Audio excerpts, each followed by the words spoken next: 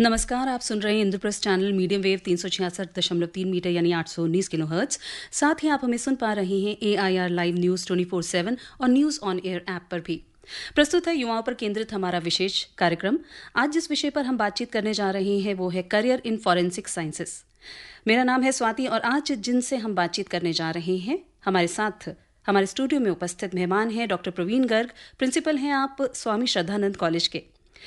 Forensic science में अपना career बनाने से जुड़ा अगर आपका कोई भी सवाल है या इस विषय से संबंधित कोई भी जानकारी आप लेना चाहते हैं तो उसके लिए आप हमें कार्यक्रम के दौरान सीधे फ़ोन कर सकते हैं। हमारे फ़ोन नंबर नोट करें 23421084, 23422346। दिल्ली के बाहर से यदि आप कॉल करते हैं तो शुरू में 011 लगाना यानी कि दिल्ली का एसटीडी कोड लगाना बिल्कुल ना भूलें।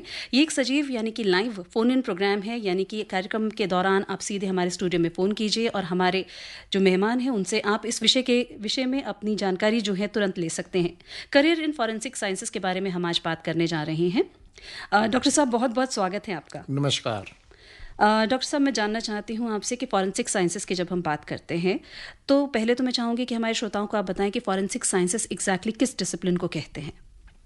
फॉरेंसिक साइंस एक विशेष तरह का विज्ञान है। इसको हम हिंदी में न्यायिक विज्ञान भी कहते हैं जी।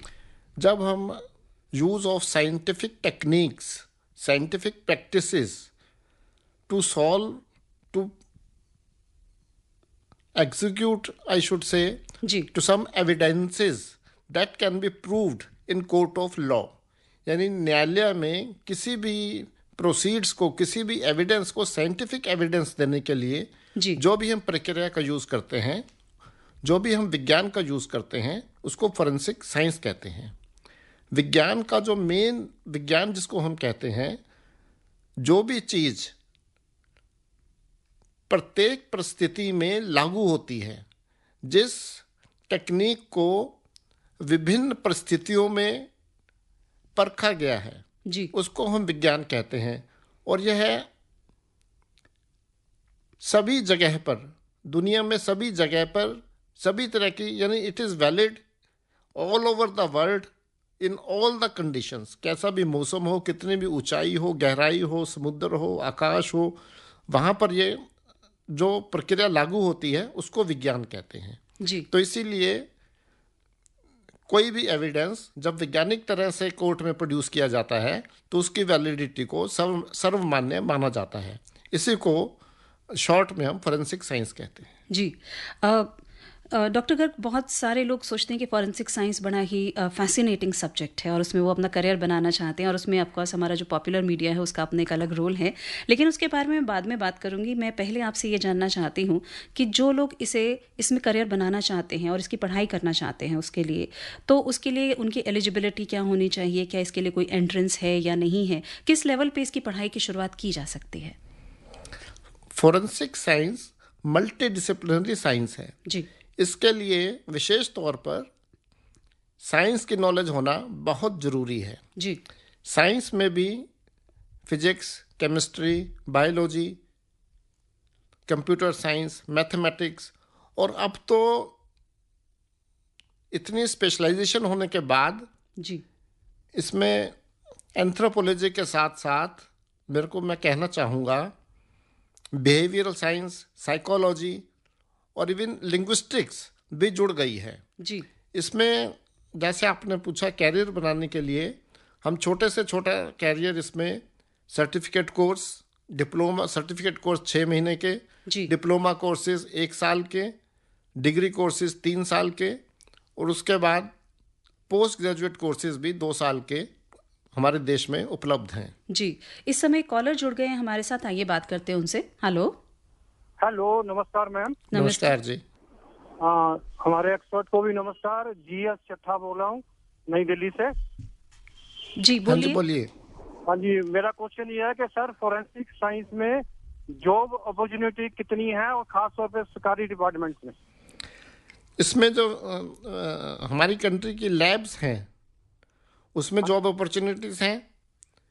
अपने सरकारी लैब्स में, कोर्ट में इसके एम्प्लॉयमेंट आपको मिल सकती है। सभी बैंकों में इनके विशेषज्ञ होते हैं। और अगर पूर्णकालिक विशेषज्ञ अगर किसी डिपार्टमेंट में नहीं होते हैं, पुलिस में इनके विशेषज्ञ होते हैं, आईबी में इनके विशेषज्ञ होते हैं, तो अगर किसी डिपार्टमेंट में पूर्ण रूप से विशेषज्ञ होते हैं, किसी में रिटेनर बेस पे होते हैं, केस टू केस, जैसे हम वकीलों को कहते हैं, उनके पैनल्स पे होते हैं, वो केस के अनुसार आपको आपका रिम्यूनरेशन फीस दे सकते हैं, आपकी सैलरी फिक्स कर सकते हैं। तो जैसे मैंने बताया, scientific labs, forensic labs, banks, police, courts, IB, CBI, सभी में आपको इसमें नौकरी मिल सकती है। जी, अगर आप भी हमारे इस विषय से संबंधित कोई भी जानकारी लेना चाहते हैं और अपना सवाल पूछना चाहते हैं तो उसके लिए हमारे फ़ोन नंबर नोट करें 23421084 23422346। दिल्ली के बाहर से कॉल कर रही हैं तो 011 ज़रूर लगाएं। आप सुन रहे हैं Indraprastha channel media wave 366.3 metre यानी 819 किलोहर्ट्ज़ पर। साथ ही आप हमें सुन रहे हैं AIR लाइव न्यूज़ 24/7 और न्यूज़ ऑन एयर ऐप पर भी।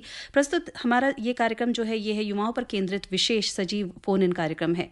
करियर इन फॉरेंसिक साइंसेस के बारे में हम बात कर रहे हैं और आपको एक बार फिर से याद दिला दूं कि हमारे साथ हैं डॉक्टर प्रवीण गर्ग, जो कि प्रिंसिपल हैं स्वामी श्रद्धानंद कॉलेज, दिल्ली यूनिवर्सिटी से। सर, मैं आपसे जानना चाहूंगी कि अभी आपने बताया कि इसमें full time, part time, freelance, इन सभी की सुविधा है कि अपना करियर जो है आप फॉरेंसिक साइंस में बना सकते हैं। तो जब हम स्कोप की बात करते हैं तो क्या सिर्फ law and order related industries में ही इनका इस्तेमाल होता है या इसके अलावा और भी इंडस्ट्रीज हैं जिसमें फॉरेंसिक साइंस में करियर इंसान बना सकता है? बेसिकली लॉ एंड ऑर्डर और जुडिशियल प्रैक्टिसेस में किसी भी एविडेंस को साइंटिफिक प्रूवन करने के लिए फॉरेंसिक साइंस का यूज करते हैं। लॉ एंड ऑर्डर को हम इसलिए इससे जोड़ते हैं कि लॉ एंड ऑर्डर को सॉल्व करने के लिए या लॉ एंड ऑर्डर को मेंटेन करने के लिए जब हम किसी भी साइंटिफिक टेक्निक का यूज करते हैं उसको हम कह सकते हैं it is a part of forensic science. Otherwise basically judicial system में अपनी बात किसी भी क्राइम सीन के एविडेंसेस को साइंटिफिकली प्रूव करने के लिए जो भी हम साइंटिफिक विधाओं का यूज करते हैं उसको हम फोरेंसिक साइंस कहते हैं।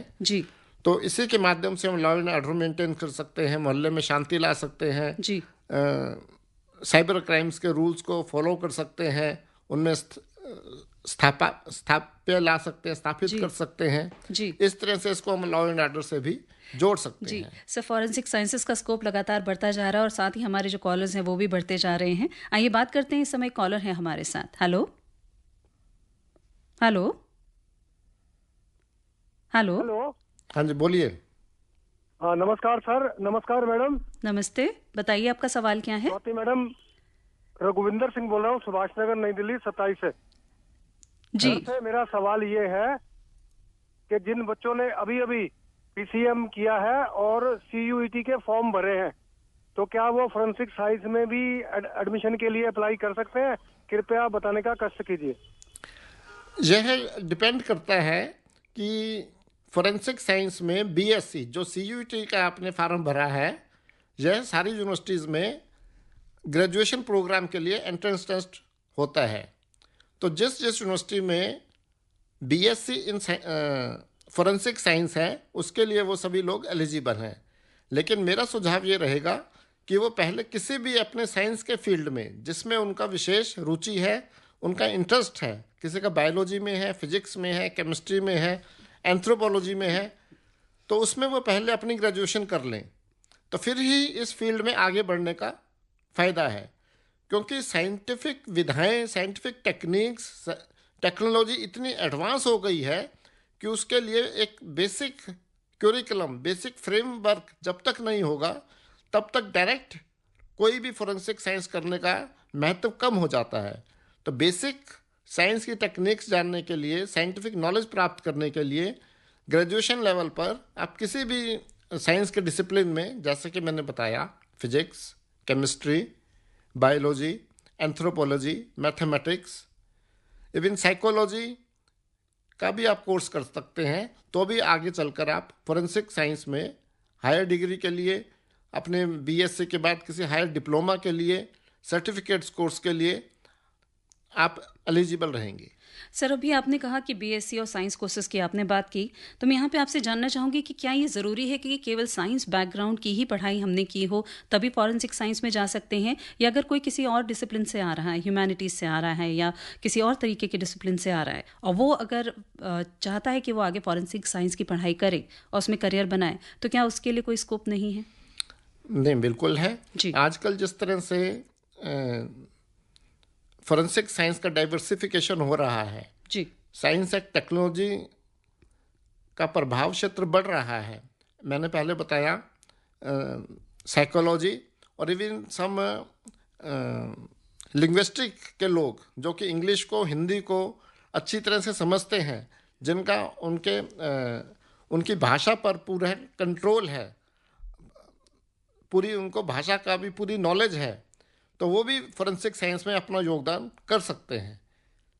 इसके एग्जाम्पल के तौर पर मैं यही कहना चाहूँगा, साइंस के बिना, जैसा कि आपने पूछा, कोई आपको फ़ोन की रिकॉर्डिंग मिलती है, उसमें वो बोलता है अरे चकते, इसका मतलब उसका टिंच पंजाबी का है, वो बच्चा पंजाब का रहने वाला है, वो क्रिमिनल कहें, एक्यूज्ड कहें, वो पर्सन जो डिस्कशन हो रही है उसमें वो व्यक्ति पंजाब का है। ऐसे ही किसी डिस्कशन में आपको मिलता है ये क्या कर दिया, तो आपको पता लगता है कि ईस्टर्न यूपी या बिहार का व्यक्ति है, इसका स्टिंच कैसे होगा। तो इसमें जिसको भाषा का पूरा रूप से ज्ञान है, सारे देश की भाषाओं का, बोलियों का ज्ञान है, तो वो भी फॉरेंसिक के क्षेत्र में उस इन्वेस्टिगेशन में अपना योगदान कर सकता है। जी। तो बहुत सारे डिसिप्लिन्स हैं जो कि आकर इसके साथ में जुड़ जाते हैं, और इंसान के साथ जुड़ी हुई एक साइंस है अगर ये, तो मुझे यकीन है कि बहुत सारे बैकग्राउंड जो हैं वो और भी इसके साथ में जुड़ जाते हैं। मैं आपसे डॉक्टर साहब जानना चाहूँगी कि जब स्टूडेंट्स इसकी पढ़ाई करते हैं तो सिर्फ ये ऐसा नहीं है कि उनके पास सिर्फ सुविधाएं, बहुत से कंस्ट्रेंट्स भी होते हैं, तो वो क्या होते हैं? इसकी पढ़ाई में, जैसा कि मैंने अपने कार्यकाल में पाया है, एक क्रिएटिव माइंड होना चाहिए। जी। Why this thing is different from this thing. जी। तो इसके लिए क्रिएटिविटी बहुत ज़रूरी है कि यह क्यों हो रहा है, ये दूसरे प्राणियों में क्यों नहीं होता है। जैसे कि शुरू से ही हमारे में जानने की इच्छा रहती है, तो एक वो जानने की इच्छा और दो चीज़ों में कंपेयर करने की इच्छा बहुत ज़रूरी है। अगर ऐसा नहीं होता तो इसमें ये कैसा होता है, मैं इससे कैसे बच सकता हूँ। तो जैसे इसकी शुरुआत में मैं कहूँगा, एक आपको रेड कलर दे दें जी, एक मच्छर का खून है वो भी रेड है, एक कबूतर का खून है और एक ह्यूमन का ब्लड है जी, तो आप में ये क्यूरियोसिटी रहनी चाहिए कि इनमें क्या फर्क है जी, तभी आप उसको फोरेंसिक लेवल पर साइंस के तरीके से जांच करके बता सकते हैं कि ये ह्यूमन का ब्लड है, और कोर्ट में आपको प्रूव कर सकते हैं जी, क्योंकि जो अपराधी होगा वो कहेगा नहीं तो ये तो जी एक जी रेड इंक है जी, ये खून है ही नहीं जी, आप प्रूव कर दो कि नहीं ये तो ब्लड है, वो कहेगा नहीं ये तो कबूतर का ब्लड है, ये तो मच्छर का ब्लड है। आप अपनी साइंस के, तो इसके लिए पहले ही आपको पता, थोड़ा सा क्रिएटिविटी रहनी चाहिए जी, कि लाल रंग है तो वो ब्लड है या मच्छर का ब्लड है जी। जैसे कभी कभी शर्ट पे कभी ब्लड लगा होता है तो माँ पूछती है बेटा कहाँ चोट लग गई जी, फिर पता लगता है नहीं तो मच्छर ने काटा था, वो उसका स्टेन लगा हुआ है जी। इसी तरह कोई बाल आपको दिखता है, वो किसी पक्षी का बाल है, घोड़े का बाल है या ह्यूमन हेयर है जी। तो एक क्रिएटिविटी अगर आप में रहती है तो उसको, उस क्रिएटिव का निदान पाने के लिए आप साइंटिफिक पर्पस का यूज करते हैं, उसी को आप कह सकते हैं वो फोरेंसिक साइंस है। अगर आप उस पर्पस को कोर्ट में प्रोड्यूस करते हैं तो वो फोरेंसिक साइंस हो गई, फोरेंसिक एविडेंस हो जाता है। बिल्कुल। और इस समय कॉलर है लाइन पे, आइए जानते हैं उनका सवाल क्या है। हेलो जी जी, अपना नाम बताइए, अपना सवाल बताइए। जी, मैं राजा बात कर रहा हूँ लखनऊ से। जी, क्या पूछेंगे? जैसा कि अभी चर्चा कर रहे हैं इस विषय को, हम आगे पूछना चाहते हैं कि इस तरह का जैसे साइंस जो बता रहे हैं तो इसके बारे में हर व्यक्ति को कैसे नॉलेज हो सकता है, क्योंकि हर व्यक्ति से नॉलेज नहीं होता है, तो कैसे वो इस बात का पता लगाए कि ये किस तरह का साइंस है। जी राजा, मैं आपसे ये बात कहना चाहूँगी, आपने पूछा कि किस तरह से अवेयरनेस हो सकती है, तो मैं आपको बताना चाहती हूँ कि आकाशवाणी के इतने सारे ये जो प्रोग्राम्स हैं, इस समय भी ये जो प्रोग्राम हम कर रहे हैं, ये इसी के लिए है कि इन कोर्सेज़ के बारे में, इन चीज़ों के बारे में, ये तमाम जानकारी जो है वो आप तक पहुँच सके। अगर फॉरेंसिक साइंस से जुड़ा हुआ आपका कोई ख़ास सवाल है तो आप ज़रूर पूछ सकते हैं, और अगर आप हमारे इस कार्यक्रम में फ़ोन करना चाहते हैं, उससे संबंधित कोई भी जानकारी लेना चाहते हैं, तो उसके लिए मैं आपको बता दूं कि हमारे फ़ोन नंबर्स हैं 23421084 और 23422346। 011 उससे पहले आप ज़रूर लगाएं अगर मोबाइल से कॉल कर रहे हैं तो भी, और अगर आप दिल्ली के बाहर से कॉल कर रहे हैं तो भी 011 ज़रूर लगाएं। एक बार फिर से बता रही हूँ 23421084, 23422346। आप सुन रहे हैं Indraprastha channel medium wave 366.3 metre यानी 819 किलोहर्ट्ज पर हमारा युवाओं पर केंद्रित विशेष कार्यक्रम। आज हम बात कर रहे हैं करियर इन फॉरेंसिक साइंस के ऊपर, और हमारे साथ है डॉक्टर प्रवीण गर्ग, प्रिंसिपल हैं आप दिल्ली यूनिवर्सिटी से, स्वामी श्रद्धानंद कॉलेज के। और डॉक्टर साहब, मैं आपसे जानना चाहती हूँ कि आपने बार बार हमने जिक्र किया लॉ एंड ऑर्डर का, तो लॉ एंड ऑर्डर के अलावा जैसा कि हम सभी जानते हैं कि आजकल सभी डिसिप्लिन्स का स्कोप बढ़ रहा है, तो क्या फॉरेंसिक साइंस में भी लॉ एंड ऑर्डर के अलावा या एक कोर्ट में किसी चीज़ को प्रूव करने के अलावा इसका और भी स्कोप है जो कि आजकल उभर कर सामने आ रहा है? इसके स्कोप मैंने बताया कि बहुत ही वाइड है। जिस तरह से एक नॉर्मल कहावत है कि जुर्म कानून से 2 कदम आगे चलता है जी, तो उसी तरह से हमको उस जुर्म को प्रूव करने के लिए अधिक से अधिक साइंटिफिक मेथड्स की, उसको रिफाइन करने की जरूरत पड़ती है जी। इसका जीता जागता उदाहरण साइबर क्राइम्स है। जितना जितना हम साइबर सिक्योरिटी का उपयोग करते जा रहे हैं जी, और जो इसके जुर्म करने वाले हैं, अपराधी हैं, वो नई नई टेक्निक का यूज़ करते हुए और इससे और आगे चलते जा रहे हैं जी। तो उनके पीछे चलते हुए या अपनी जनता को सुविधाएं देने के लिए, हमको इससे बचने के लिए और नई टेक्निक्स और साइंस की टेक्निक्स को डीपली जब तक हम नहीं जाएंगे जी, तब तक हम उस जुर्म को कंट्रोल नहीं कर सकते हैं, उसका पता नहीं लगा सकते हैं जी। इसका जीता जाता उदाहरण आजकल सबके सामने साइबर क्राइम्स का है जी, इकोनॉमिक फ्रॉड्स फ्रॉम बैंक्स का है, इंश्योरेंस कंपनी से है।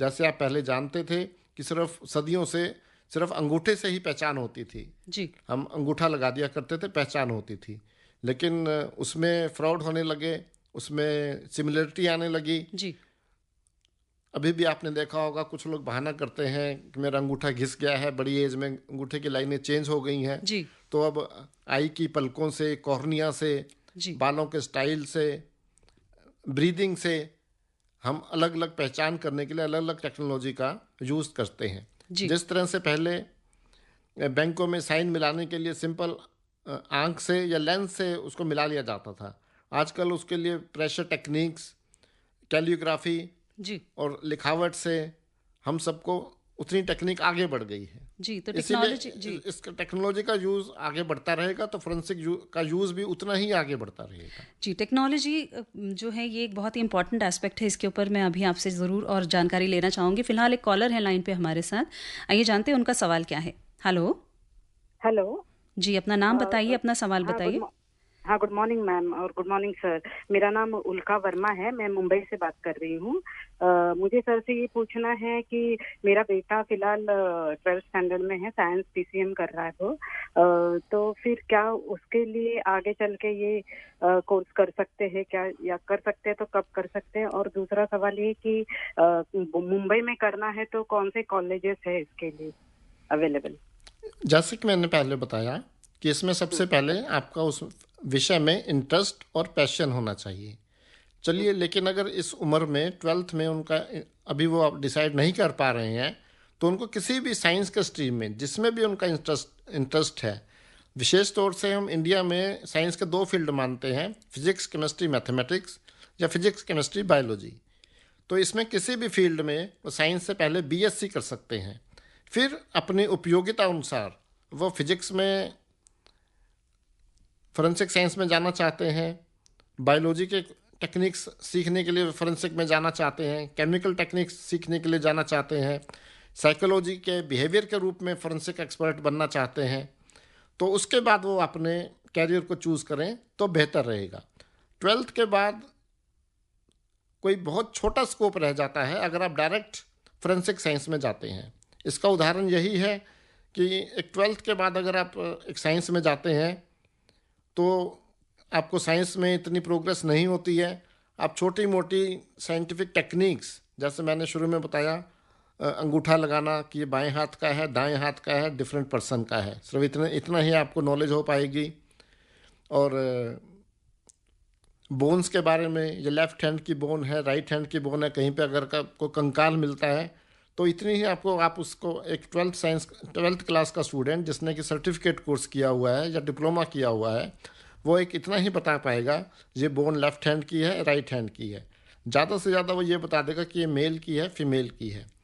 उस बंदे को कोई बीमारी तो नहीं है, उसकी एज कितनी है, किस वजह से उसकी डेथ हुई हो सकती है, कितनी देर में उस बोन का डिटोरेशन हुआ है, इतनी नॉलेज उसको एक साइंस की डिग्री करने के बाद ही वो एक अच्छा फोरेंसिक एक्सपर्ट बन सकता है।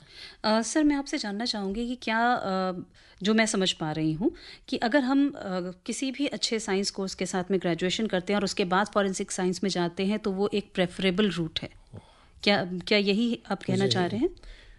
जैसे कि आपने, चलो ये फोरेंसिक साइंस थोड़ा सा नया टॉपिक है जी। मैं एक एग्जांपल देकर अगर आपको बताऊं जी। जैसे कि एक आईज का डॉक्टर होता है, ऑप्थेमोलॉजी का, एक होता है ऑप्टोमेट्रिस्ट जो कि चश्मे बनाते हैं जी। तो उन्होंने एक छोटा कोर्स किया होता है ऑप्टोमेट्रिक वाले, तो ग्रामीण में या नज़दीक के लोग उनको भी आंखों का डॉक्टर समझ लेते हैं, चश्मा उनसे बनवा लेते हैं। जबकि उनको सिर्फ शीशे को कैसे एक उचित नंबर तक लाना है, उसको ग्राइंड करके लाना है, उसके शेप कैसे होनी चाहिए, उसका कलर कैसे, उनको इतनी नॉलेज होती है। आंख के बारे में उनको कुछ नहीं पता होता है। इसी तरह से मैंने बताया कि अगर आप उसको एक साइंस की एक प्रॉपर नॉलेज के बाद, बीएससी करने के बाद उस विषय में जाते हैं तो ये ज़्यादा लाभकारी रहेगा। तो इसे पोस्ट ग्रेजुएट लेवल पे लेना जो है वो ज़्यादा बेहतर है। जी, इस समय कॉलर है लाइन पे हमारे साथ, आइए बात करते हैं। हेलो। हाँ मैम नमस्ते, सर को भी नमस्ते। नमस्ते, अपना सवाल बताएं। और झामर जिला सागर मध्य प्रदेश से विपिन कटारे बात कर रहा हूँ। जी बोलिए सागर जी। जी मेरा एक सवाल था, मैं जानना चाह रहा था कि जैसे कोई बच्चा है तो उसे अपनी पहचान कैसे करनी चाहिए, मतलब वो कैसे समझ पाए कि मुझे फॉरेंसिक साइंस का ही कोर्स करना चाहिए, यानी वो शुरुआती बच्चे में कौन कौन से गुण होने चाहिए जिससे वो ऐसा समझ जाए कि हाँ मुझे एक कोर्स ही उचित रहेगा, इसी में मेरा कैरियर है। तो बच्चे को अपनी सुविधा अनुसार जैसे जैसे उसका ग्रोन अप होता है, पहली बात तो उसका साइंस में विशेष रुचि होनी चाहिए, साइंस का उसके में इंस्टिंक्ट होना चाहिए। जैसे कि आजकल सभी माताओं को या सभी लोगों को मालूम होता है कि ये बच्चा किसका है, इसके लिए डीएनए फिंगरप्रिंटिंग होती है। चाहे किसी को डीएनए का मतलब या नहीं पता होता है तो उसके बारे में जब आप विशेष रूप से रुचि रखते हैं तो पता लगता है कि ह्यूमन बायोलॉजी है, उसके लिए बायोलॉजी की ज़रूरत है, बायोलॉजी में डीएनए होती है और फिर डीएनए को कैसे पहचान करते हैं, फिर डीएनए ह्यूमन का अलग होता है, जानवरों का अलग होता है, प्लांट्स का अलग होता है। तो पहले आपको एक ग्रेजुएशन लेवल पर बायोलॉजी की ज़रूरत होती है। तो इसी तरह से बच्चे के रुझान से पता लगता है कि अगर विज्ञान में रुचि है तो विज्ञान के किस विषय में वो अपने आप को फॉरेंसिक एक्सपर्ट बना सकता है। तो फिर मैं एक बार यही कहूँगा कि इसके लिए बीएससी में फॉरेंसिक डिग्री जो कि बहुत कम यूनिवर्सिटीज़ में है, नहीं तो फिर बीएससी के बाद पोस्ट ग्रेजुएशन में डिग्री या डिप्लोमा ये उचित रहता है। तब तक बच्चे का अपना एक विशेष रुचि बन जाती है कि फोरेंसिक के किस विषय में, जैसे शुरू में बताया मल्टी डिसिप्लिनरी साइंस है, मेरे को फिजिक्स में करना है, केमिस्ट्री में करना है, बायोलॉजी में करना है, या अगर वो ह्यूमैनिटीज़ से है तो साइकोलॉजी, भाषा, किस विषय में मेरे को फोरेंसिक साइंस की साइंस को प्रयोग में लाना है। जी, फॉरेंसिक साइंस के बारे में हम बात कर रहे हैं आज, और अगर आप भी फॉरेंसिक साइंस की पढ़ाई में और उससे जुड़े करियर में इंटरेस्टेड हैं तो आप हमें हमारे इस प्रोग्राम के दौरान सीधे कॉल कर सकते हैं। हमारा ये प्रोग्राम जो है 10 बजे तक आप सुन पाएंगे, और इसे आप सुन पा रहे हैं Indraprastha channel media wave 366.3 metre यानी 819 किलोहर्ट्ज़ पर।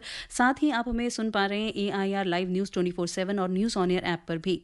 युवाओं पर केंद्रित हमारा ये विशेष कार्यक्रम जो है, इसमें आज हम बात कर रहे हैं करियर इन फॉरेंसिक साइंस। अगर आप कॉल करना चाहते हैं तो हमारा नंबर है 23421084 23422346। इस पे आप हमें कॉल कर सकते हैं। डॉक्टर प्रवीण गर्ग से हम बात कर रहे हैं, आप प्रिंसिपल हैं स्वामी श्रद्धानंद कॉलेज दिल्ली यूनिवर्सिटी से। सर, फॉरेंसिक साइंस की जब हम बात करते हैं तो एक पॉपुलर जो परसेप्शन है जो कि मीडिया ने बना रखी है वो फिल्मों की और सीरियल्स की, तो सबको ये लगता है कि बड़ा ही ग्लैमरस फील्ड है। तो मैं चाहूँगी कि अगर कुछ गलत इमेज जो है इस करियर का गया हुआ है तो मैं चाहूँगी कि हमारे स्टूडेंट्स के दिमाग से एटलीस्ट वो दूर हो सके। आपने ठीक प्रश्न पूछा है जी। ग्लैमरस फील्ड तो ये है बिल्कुल भी नहीं है, लेकिन जब भी हम कोई उचित कार्य करके किसी चीज को प्रूव कर देते हैं, और हम इसको प्रूव करते हैं साइंटिफिक विधाओं से, साइंटिफिक टेक्निक से, साइंटिफिक टेक्नोलॉजी से, तो वो सभी लोगों के मन में छा जाती है। इसीलिए ये कभी कभी फील्ड थोड़ा सा ग्लैमरस लगता है कि उस विषय ने, उस व्यक्ति ने, उस जासूस ने या उस वकील ने कोर्ट में, क्योंकि जज के सामने जी वो वकील ही अपने केस को प्रोड्यूस करता है, तो उस वकील को कह सकते हैं, लॉयर को कह सकते हैं, उस जासूस को कह सकते हैं, तो तब लोग चकित रह जाते हैं, तो इसको ग्लैमरस फील्ड कर सकते हैं जी। अदरवाइज ये विषय पूर्णतः इन्वेस्टिगेशन का है, जिसमें कि साइंस इन्वॉल्व होती है और वो हर जगह पर, हर परिस्थिति में मान्य होता है, इसीलिए थोड़ा सा ग्लैमरस लगता है। बाकी जिस तरह मीडिया में, फिल्मों में दिखाते हैं, वो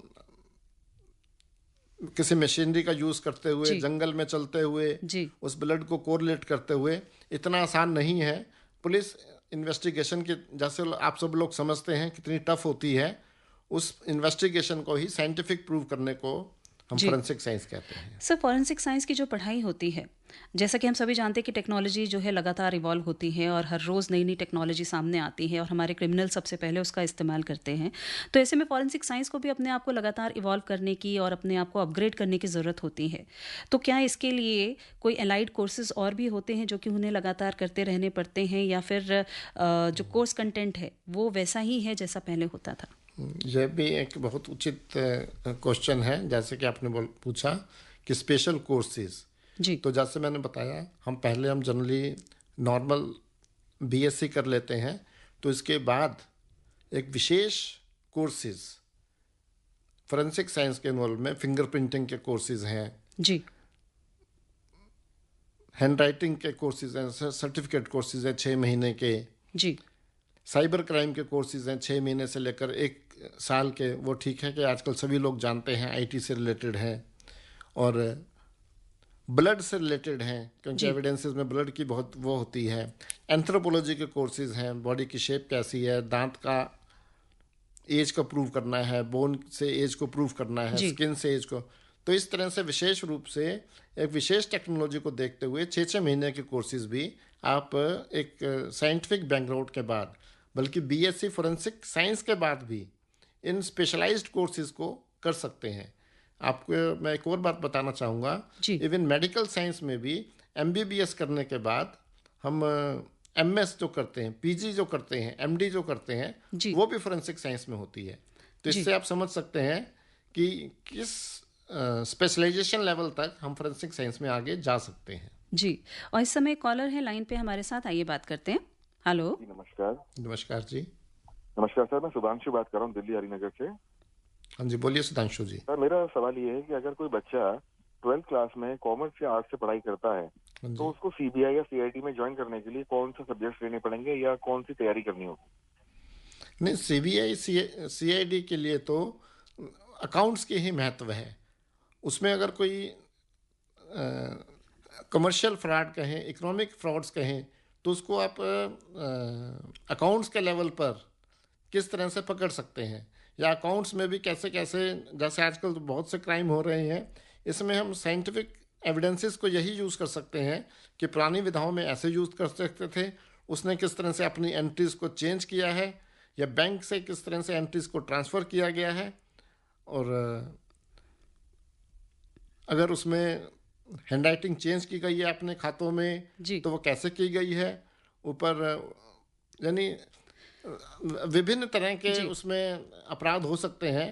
तो उसको अब कॉमर्स की नॉलेज से कैसे उसमें आप प्रवेश कर सकते हैं, या कुछ ध्यान देने का विषय है।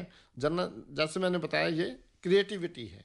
जी सर, सीबीआई है, सीआईडी है, जो जिनकी हम बात करते हैं। सीबीआई जो है मेनली बड़े इकोनॉमिक ऑफेंसेस जो है, यहाँ पे मैं चाहूँगी अपने श्रोताओं को बताना कि बड़े इकोनॉमिक ऑफेंसेस जो होते हैं वो ज़्यादातर जो है वो उस तरह के केसेस इनके पास होते हैं। तो ऐसे में अकाउंट्स का बैकग्राउंड होना या फिर उस तरह की नॉलेज जो है वो सब्जेक्ट मैटर की होना वो ज़्यादा ज़रूरी हो जाता है। क्या मैंने सही समझा है सर? जी हाँ। तो अकाउंट्स की नॉलेज के साथ इसके, जैसे हमने पहले कहा, एक विशेष 6 महीने का कोर्स बिहेवियरल साइंस पर, ह्यूमन साइकोलॉजी पर जी, या इसके किसी अकाउंट्स फ्रॉड इन अकाउंट्स के विषय पर अगर आप कर सकते हैं तो आप एक उचित फोरेंसिक एक्सपर्ट कॉमर्स की बैकग्राउंड के साथ भी बन सकते हैं। सर, ये जो सीआईडी की बात ये कर रहे थे अभी हमारे से, तो सीआईडी जो है उसमें किस तरह का, क्या उसमें भी यही हमारे इकोनॉमिक ऑफेंसेस ही आते हैं या और भी तरह की चीज़ें आती हैं उसमें? वहाँ पे किस तरह के फॉरेंसिक नॉलेज का इस्तेमाल होता है? फोरेंसिक नॉलेज का इस्तेमाल साइंस की वजह से होता है जी। सबसे पहले तो यही बात है कि उस केस में कोई मेल इन्वॉल्व था या फीमेल इन्वॉल्व था, तो साइंटिफिक हम एविडेंस लेते हैं, उसके पद चिन्ह कैसे थे, उसकी हाइट कैसे थी। अगर किसी क्राइम सीन पर हैंडराइटिंग से पता लग जाता है कि मेल की हैंडराइटिंग है, फीमेल की हैंडराइटिंग है। अगर कोई और एविडेंस मिलता है, चूड़ी का एविडेंस मिलता है, तो चूड़ी का डायमीटर क्या है, उस व्यक्ति की कलाई कितनी मोटी होगी और उसका रहन सहन कैसा होगा। अगर चूड़ी का कलर या चूड़ी का मटेरियल पता लगता है तो सीआईडी को पता लग सकता है कि वो राजस्थान की रहने वाला है, मध्य प्रदेश का है या कोई साउथ इंडिया से है। जी। तो इस तरह से अपनी बिहेवियर को या क्रिएटिविटी को उपयोग करते हुए हम, यानी सीआईडी फॉरेंसिक साइंसेस को यूज़ करती है। सर, आजकल फेक डॉक्यूमेंट्स, फेक न्यूज़ और इस तरह की जो हम सुनते रहते हैं कि आर्टिफिशियल इंटेलिजेंस से बहुत सारे वीडियोस बना दिए जाते हैं, फोर्जरीज जो है वो बहुत आसान हो गई हैं, ख़ासतौर पे कंप्यूटर एप्लीकेशंस के ज़रिए। तो ऐसे में फॉरेंसिक साइंस का जो स्कोप है वो किस तरह से आगे बढ़ रहा है इन चीज़ों के माध्यम से, और ख़ासकर हम सभी जानना चाहते हैं एक फ्यूचरिस्टिक जो स्कोप है ना वो होना आजकल बहुत ज़रूरी है। तो फॉरेंसिक साइंस में भी जब हम आगे का फ्यूचर देखते हैं और अभी जो स्कोप बढ़ रहा है उसे देखते हैं, तो क्या हम सोच सकते हैं कि आगे क्या होगा इसमें? इन सभी प्रश्नों का उत्तर तो इसको हम साइबर क्राइम में गिनते हैं। इसके लिए कंप्यूटर की नॉलेज, आईटी की नॉलेज बहुत ज़रूरी है। और जिस तरह से पिछले 10 साल में ये लगातार बढ़ते जा रहे हैं साइबर सिक्योरिटी के, आपने देखा होगा बैंक्स के लिए हम कितनी भी ऐप यूज़ कर सकते हैं, उसको सिक्योरिटी ऑडिट बढ़ाते रहते हैं, लेकिन फिर भी क्राइम्स कम नहीं हो रहे हैं। तो इसलिए इसका फ्यूचर आगे आने वाले समय में हमेशा बना रहेगा, क्योंकि शुरू में बताया कि क्राइम लॉ से थोड़ा सा आगे चलता है और यानी विशेषतः साइबर क्राइम में फोरेंसिक साइंस की अब सबसे ज़्यादा ज़रूरत पड़ने वाली है।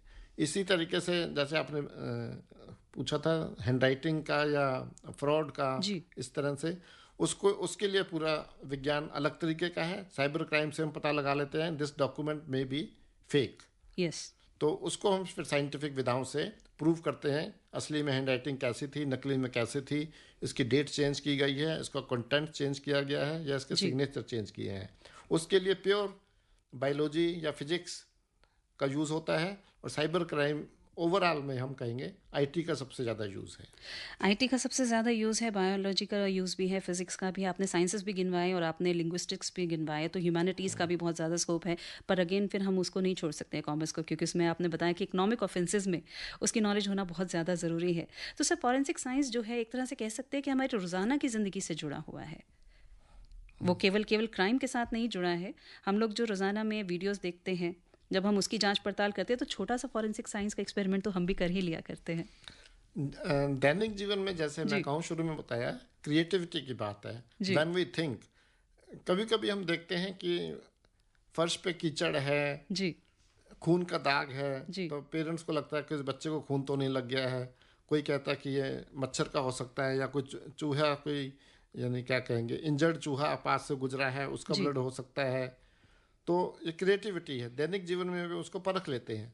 मेरे को 2-3 एग्जाम्पल याद हैं। कभी कभी कोई फैमिली पाती है कि कमरे के अंदर दीवारों पे बहुत से निशान बने हुए हैं, तो सुबह शक पकाते हैं कि किस चीज़ के निशान है ये। कोई समझता है कोई रात को आके केमिकल छिड़क गया, इसमें क्या हुआ, हम जब आए यानी गए बाहर गए हुए थे या रात को दूसरे कमरे में सोए हुए थे, इस कमरे में ऐसा क्या हो गया जी, तो देखकर पता लगते हैं निशान। तो अल्टीमेटली जब हम उसको परखते हैं, सूंघते हैं, उसको हाथ से टच करते हैं, जी, किसी एक्सपर्ट, किसी घर के किसी एक्सपर्ट को बुलाते हैं, तो अंततः पता लगता है कि ये पंखे का ऑयल लीक कर गया था, तो उसके छींटे जब जी, पंखा चला जी, तो वो चल पड़े थे। तो बिल्कुल, इससे हम विधाएं यूज होती हैं। जी, घर पे कोई बीठ गिरी दिखती है तो ये चूहे की है, कॉकरोच की है, या जी, किसी, यही से एक क्रिएटिविटी जी, की और एक साइंटिफिक माइंडसेट की उत्पत्ति होती है। जी, यही साइंटिफिक माइंडसेट आगे चलकर फोरेंसिक साइंस में जी। कन्वर्ट हो जाता है। तो साइंटिफिक एप्टीट्यूड भी उतना ही ज़रूरी है जितने की क्रिएटिविटी बिल्कुल। हमारे लिए ज़रूरी है। और बहुत ज़रूरी है मेरा आपको ये याद दिलाना कि अगर आप हमारे इस प्रोग्राम में कॉल करना चाहते हैं तो उसके लिए हमारे फ़ोन नंबर्स हैं 23421084 और 23422346। इन नंबर्स पे आप हमें कॉल कर सकते हैं। ये प्रोग्राम जो है हमारा, ये युवाओं पर केंद्रित हमारा विशेष फ़ोन इन कार्यक्रम है और इस समय हम जिस विषय पे बात कर रहे हैं वो है करियर इन फॉरेंसिक साइंसेज। अगर आप भी इससे जुड़ा कोई भी सवाल पूछना चाहते हैं तो आप बिल्कुल हमें कॉल कीजिए। 011 ज़रूर लगाइएगा पहले, 23421084 23422346 पर आप हमें कॉल करें। साथ ही आप हमें सुन पा रहे हैं हमारी ऐप्स के माध्यम से भी, AIR लाइव न्यूज़ 24/7 और न्यूज़ ऑन एयर ऐप पर भी हम आपसे जुड़े हुए हैं। सर, जब हम बात कर रहे हैं कि आपने कहा कि साइंस की भी उतनी ही इम्पोर्टेंस है, साथ में जो ह्यूमैनिटीज़ हैं उसकी भी इतनी ही इम्पोर्टेंस है, लेकिन जब हम फॉरेंसिक साइंस की पढ़ाई करते हैं तो उस समय हमारा फोकस किस चीज़ के ऊपर होता है? उस समय जो हमारा कोर्स कंटेंट है वो क्या है? जिस समय हम फोरेंसिक साइंस की पढ़ाई करते हैं जी, तो हम उसमें सबसे ज़्यादा किसी भी केस स्टडीज़ में किस तरह से साइंस का उपयोग हुआ है, उस केस स्टडी में साइंस का क्या क्या योगदान रहा है, जी, उस केस स्टडी को अगर हम किसी दूसरे तरीके से परखने की, प्रूव करने की कोशिश करते तो रिजल्ट कैसे इम्प्रूव हो सकते थे। जी, अगर हम उस केस स्टडी में हम देखते हैं कि हम उस केस को हार गए थे, हम उसको प्रूव नहीं कर पाए थे, हालांकि वो ठीक था, तो हम उसको आगे से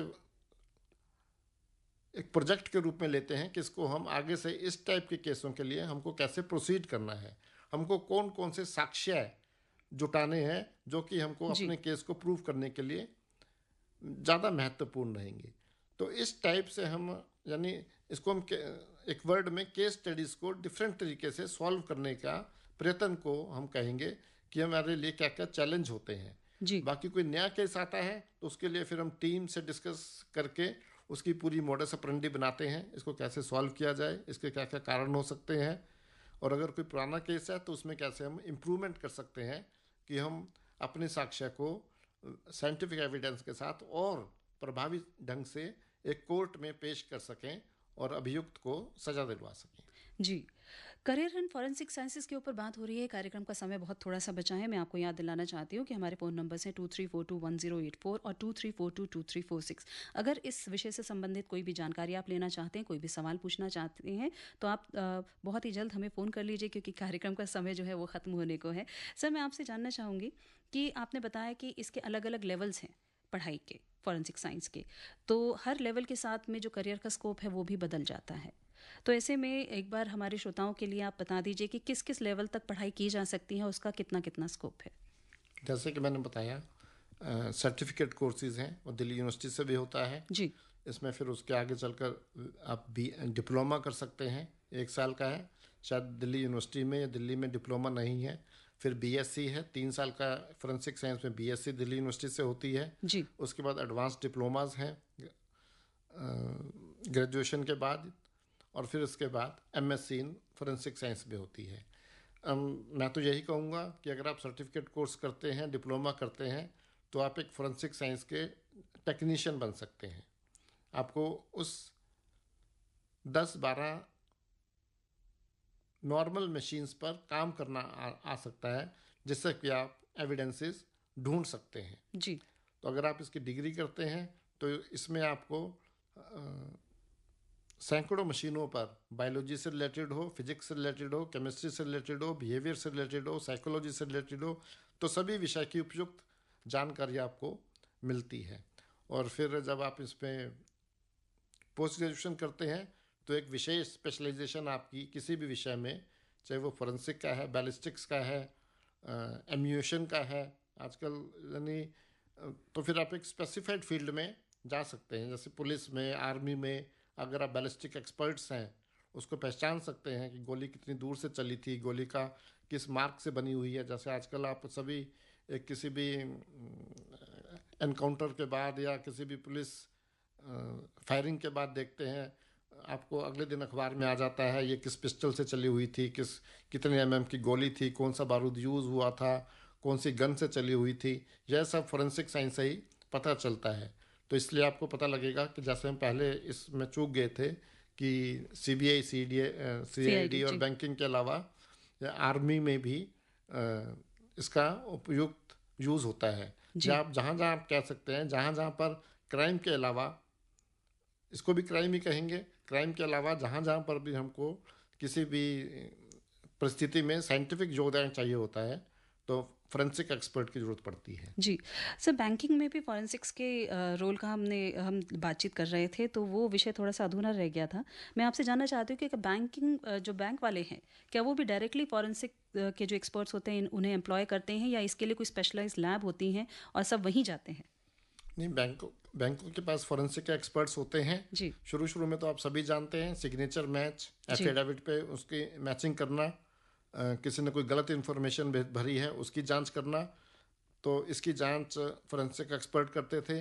लेकिन आजकल मैं तो यही समझता हूँ 80 से 90% जो बैंक के फ्रॉड्स हैं वो साइबर से होते हैं, IT रिलेटेड होते हैं जी। ये अब या फिर वो खाता खुलवाने के लिए या उसको प्रोसीड करने के लिए वही फिर बात आती है कि आधार कार्ड, आपका KYC, पैन कार्ड, आपका रेजिडेंशियल प्रूफ अगर वो फेक है तो वो साइबर क्राइम से जल्दी पता लगते हैं। नहीं तो बैंक वाले उसको मैनुअली भी डॉक्यूमेंट वेरिफिकेशन जिसको कहते हैं, साइन के अलावा डॉक्यूमेंट वेरिफिकेशन, या ये हम अपने कॉलेजेस में भी करते हैं। आजकल सभी कॉलेजेस में आपको ध्यान रखना चाहिए सभी डॉक्यूमेंट्स की फोरेंसिक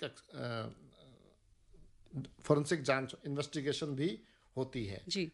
सबसे पहले हमारी यूनिवर्सिटी में खालसा कॉलेज में हुआ था, लेकिन अब सभी कॉलेजों में आपके सभी डॉक्यूमेंट्स की 10वीं से लेकर 12 तक के जो भी डॉक्यूमेंट्स हैं उनकी फोरेंसिक एग्जामिनेशन भी होती है। तभी उन केस को हम उचित मानकर स्टैंप करके अपनी फाइल में लगाते हैं जी। सर, किसी भी करियर की अगर हम बात करें तो एक बहुत ही ज़रूरी सवाल आ जाता है। एक तो ये है कि क्या वाकई इतना स्कोप है, क्या वाकई इतनी डिमांड है, और फिर अगेन प्रैक्टिकलिटी को हम नहीं भूल सकते हैं कि कितना स्टार्टिंग जो है आप एक्सपेक्ट कर सकते हैं। तो किस लेवल की एक जो शुरुआत है वो मिलती है, क्योंकि ऊपर जाने की तो कोई लिमिट नहीं होती है, लेकिन शुरुआत के बारे में अगर आप हमारे स्टूडेंट्स को थोड़ा सा बता सकें। शुरुआत के बारे में हम यही कहेंगे कि आप किस फील्ड में काम कर रहे हैं।